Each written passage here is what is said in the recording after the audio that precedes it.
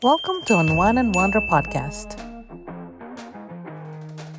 It's Liza. Kimberly. Felicity. We were talking about finding your voice.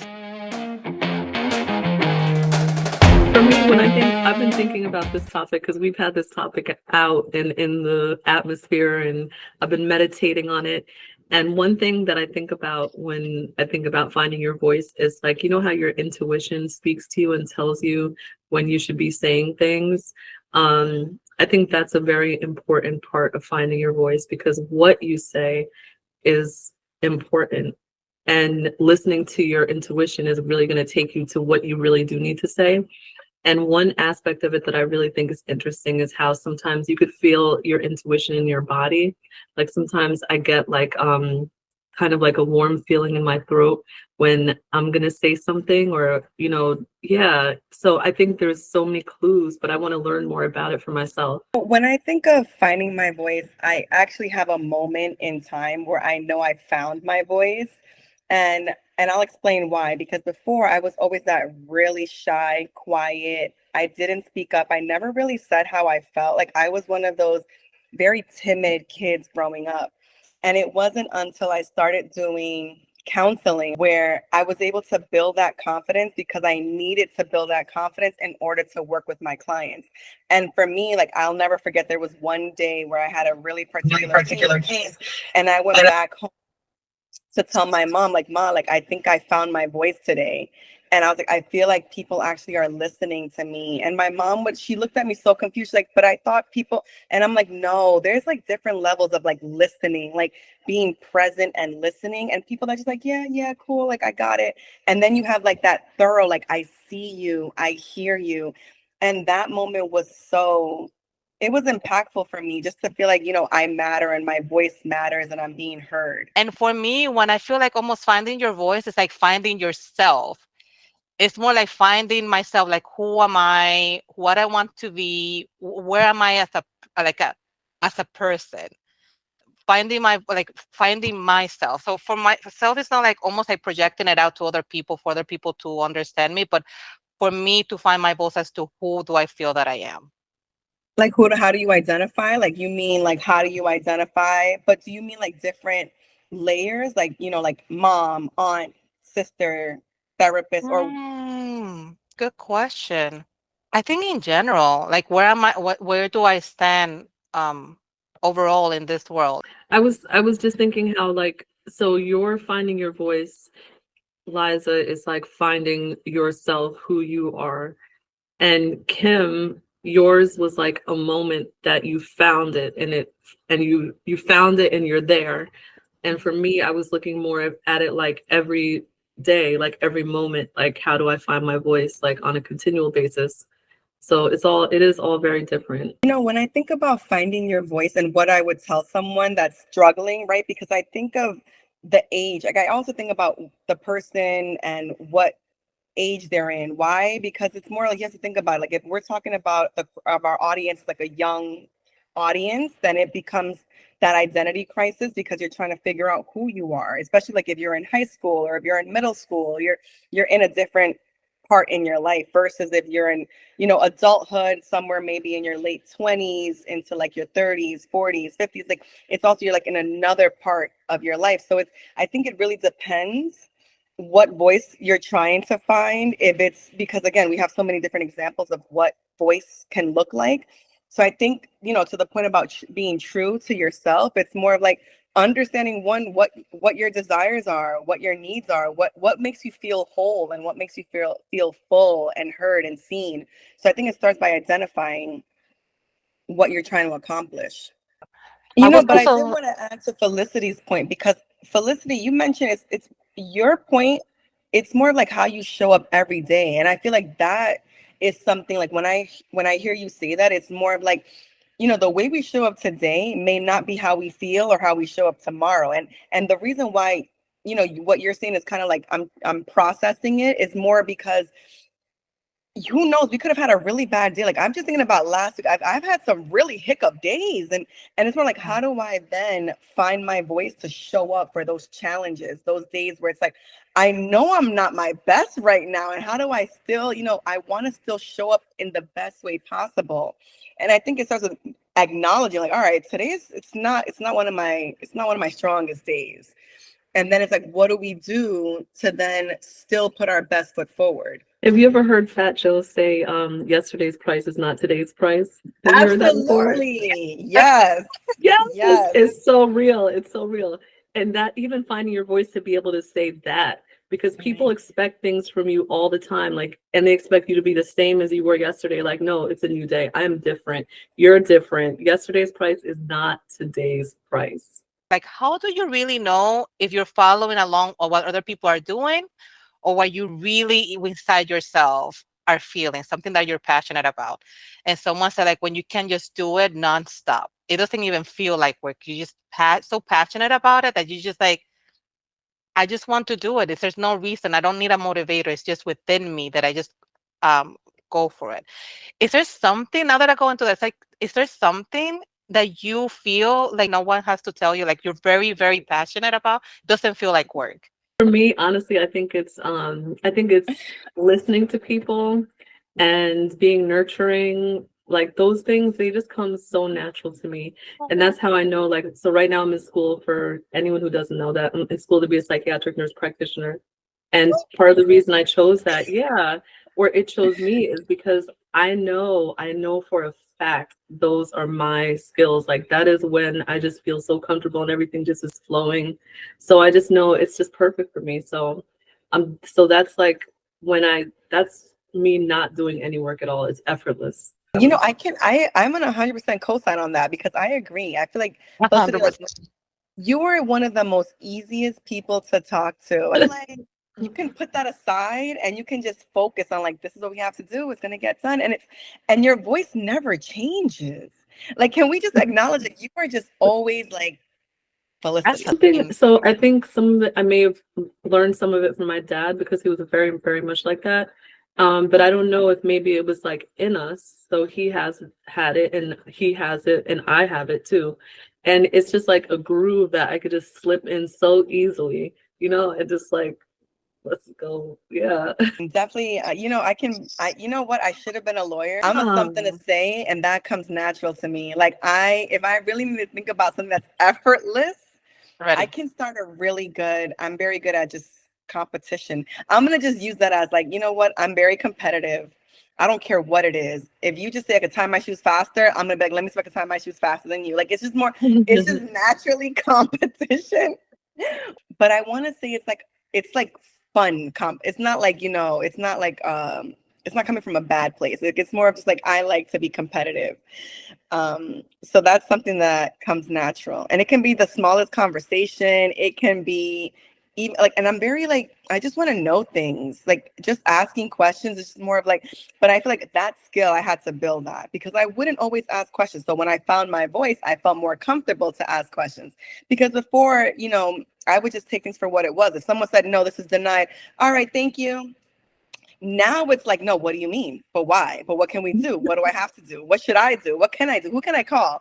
Do you have a boss? Can I speak to someone else? Let's do this. Let's challenge these answers. I don't feel like life should be so black and white sometimes. It's just more like, no, what else? Why?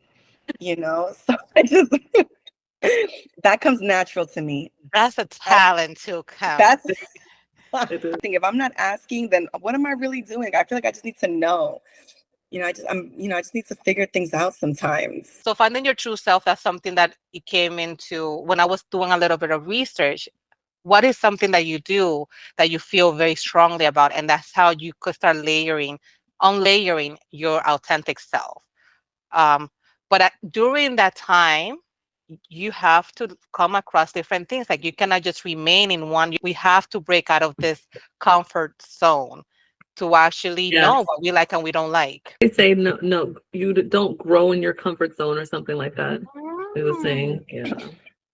Which is 100% valid. You can't grow in the same place that you already know. You can't grow with the same things, with the same people, with the same, crowd. I feel like it's more of like venturing out, meeting new people, picking other people's brains. What else is there? Going to events. Because I agree. Imagine if we just do the same thing over and over.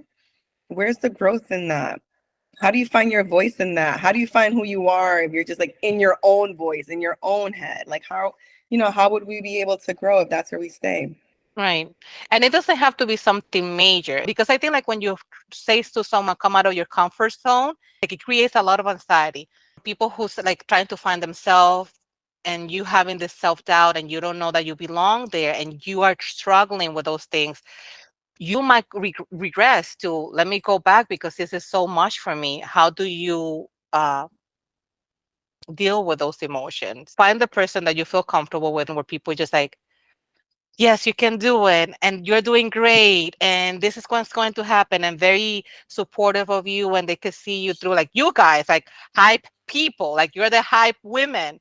Like if someone has a hype people on their side, I would just reach out to them. But if you're not the type of person who have people around you, I think the meditation is a really good way to go about looking into things that are empowering instead of self-deprecating. Sometimes when we have that self-doubt, and you help me with this, Liza, because one, like sometimes, there is that doubt, like there's that fear of like, am I really good enough for this? Am I really able to do this? Can I really accomplish this? Can I ever become this? And I think what helps is also reminding yourself where you started from. And we had a conversation recently where it was more of like, but Kim, like, think back to where you started. Like, you weren't always here. Like, think back to like when you were in college and when you had your first job to now your second to your third to like to kind of then also give you that sense of like, wow, it's been a journey and I've gotten through this and I've been through this. And it's just like, okay, wow, maybe this is showing a pattern that I do have the ability, that I can do this, that I am doing this. So sometimes, I'm not really big with looking back, but sometimes when you have that doubt, it's kind of like, hey, let's remind yourself where you started and where you are now. So it's to validate all of your hard work and your abilities, and that it shows that with time, with perseverance, with pushing through, like you can get to where you want to get to. How can we work smarter and not harder? How can we be kinder to ourselves? How can we help ourselves? Because sometimes like we're just so, our emotions can be intensified in a lot of ways. And it's like, what are we doing to kind of lessen that intensity so that we can be the best that we can be? Like, what can we do just to make things not as complex, to just get to where we want to go? So first, I just want to say, like, that is probably one of the only reasons to ever look back, and I never thought about it, is actually to look back at your patterns. Use that term patterns, like, oh, this is a pattern of you succeeding. This is a pattern of you getting over things. Yeah. Like, that's such a powerful, powerful reason to look back, so you could pull from your own history. Yeah. Another way that I work on self-doubt, that for me, I do it all the time, like every single day. On my walls, I have affirmations, and then sometimes I'll just stop and I'll read one out loud to myself. And then, there's actually a YouTube channel, like there's so much on YouTube where you could just listen to people repeating affirmations over and over and over again. And so sometimes I'll put it in my ear and I'll just listen to it. And that helps with self-doubt too, because it helps it go away. And I think that's why it's so important to have like different people, different perspective, because we all, even I always say, and I know it's research have shown, you could be raised in the same place by the same family, and you will always have different views of the same event, right? And when we were talking about finding your voice, we all had like three different things of what finding your voice really meant. Um, and just now, when it comes to self-doubt, how will we solve self-doubt? And I think I wanted to make this separation for someone who is going through self-doubt as well, that not everything has, the trajectory is not the same thing for everyone. What feeds your soul and comes to problem solving is different for everyone. For me, um, so that's something that I did share with Kim. It's like I see like almost like a care plan. I do see it, right? I was just literally thinking those words, individualized care plan. So it depends on the goal. Do not get stuck into something because everybody has a different journey. Um, and things that might work for other people might not work for me because of the personality that I have. I will feel like it's too much for me. So I have to work at my own pace, like what works for me, and then stick to it, regardless of what other people say. right? Like some people will come into your life and say, well, why don't you try this all the time? Like, try this. You should feel eat this. Why aren't you doing it this way? And it's so daunting when you have like, it's almost like nonstop. But then that's when you have to sit for a little bit, really surround by things that are very healthy to you, like they are very nurturing.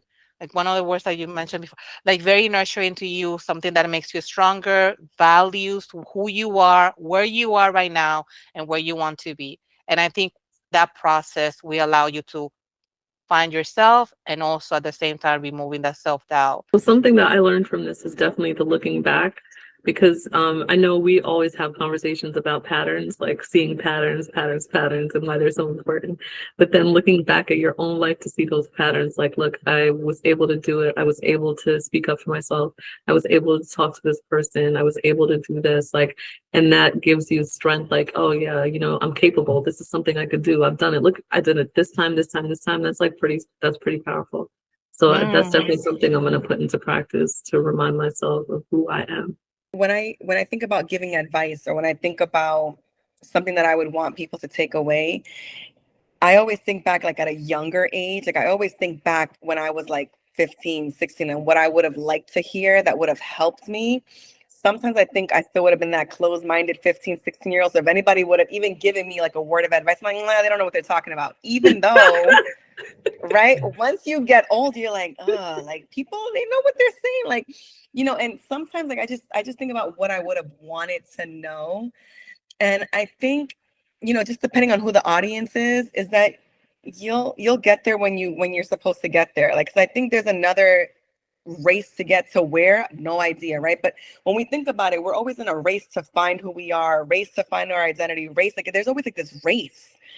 And one thing that I did take away today is just like learning to accept like where you are at this point. Like if you found your voice, great. If you haven't found it, okay, it's still fine.